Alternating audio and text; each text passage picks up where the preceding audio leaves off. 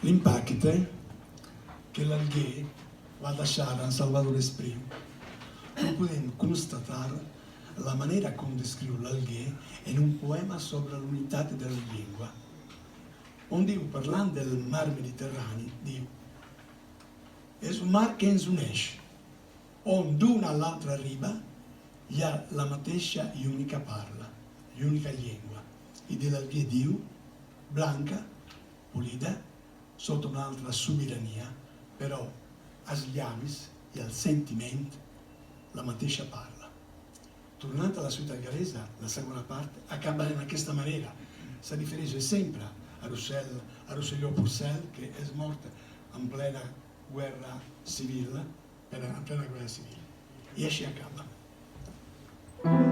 Faré l'últim fragment. I tu che mories jove e saps així somriure, alliberat del temps en el fons del record,